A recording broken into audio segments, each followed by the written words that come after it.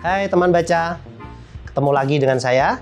Materi sekarang ini bicara soal taktis konversi karya tulis ilmiah menjadi buku ilmiah populer non-akademik dan menjadi buku populer akademik.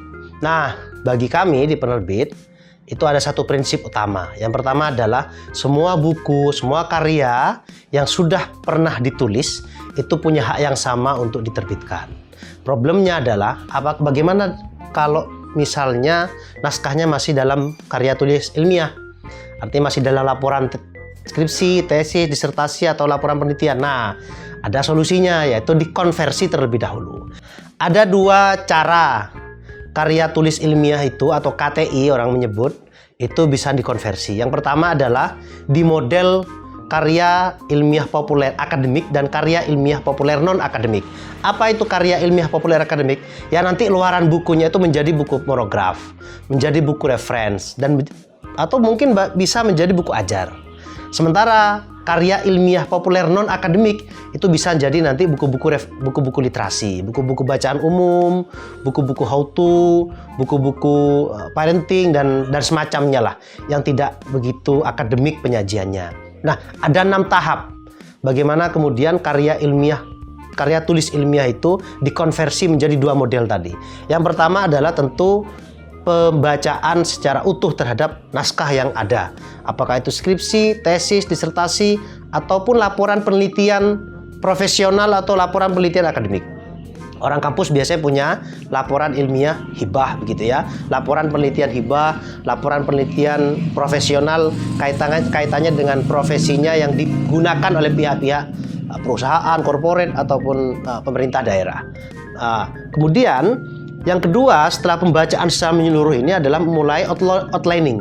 Kita menyusun outline, kira-kira kalau orientasinya nanti buku ini dijadikan buku karya ilmiah akademik gitu ya, maka atau reference lah atau monograf lah atau buku ajar, buatlah outline sebagaimana ketentuan yang berlaku. Kalau reference ya menggunakan ketentuan outline-nya menggunakan ketentuan referensi begitu.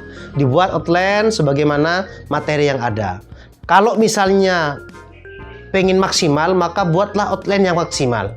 Dengan konsekuensi nanti menambah materi dari KTI yang ada.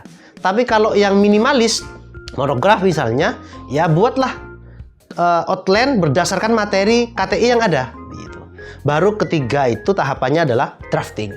Sudah mengelaborasi materi-materi dalam karya tulis ilmiah tersebut dalam outline yang sudah kita bentuk, yang sudah kita rancang, mana yang masuk bab 1, mana yang masuk bab 2, mana yang masuk bab 3, dan seterusnya. Setelah itu dan proses revising. Nah, pembacaan ulang revising ini saran kami, mintalah penerbit untuk membaca secara utuh, atau mintalah penerbit atau mintalah teman kolega untuk membaca hasil editan elaborasi dari outline materi yang sudah ada itu. Dari materi kemudian masuk ke outline itu. Suruh baca ke teman, minta kolega untuk membacanya, minta masukannya. Jika sudah yakin, mantap dan siap, kirimkan ke penerbit untuk proses editing. Nah, per-editing ini sudah tahapannya penerbit, kemudian proofing juga tahapannya penerbit, publishing juga tahapannya penerbit. Jadi praktis dari 6 tahap tadi, penulis hanya melakukan 2 hal, yaitu outlining dan elaborasi materi KTI tadi itu ke dalam outline yang sudah ada. Selebihnya ketika sudah selesai, kirimkan kepada penerbit. Mudah sekali sebenarnya karena ini pekerjaan tim editor di Intra Publishing hampir setiap hari.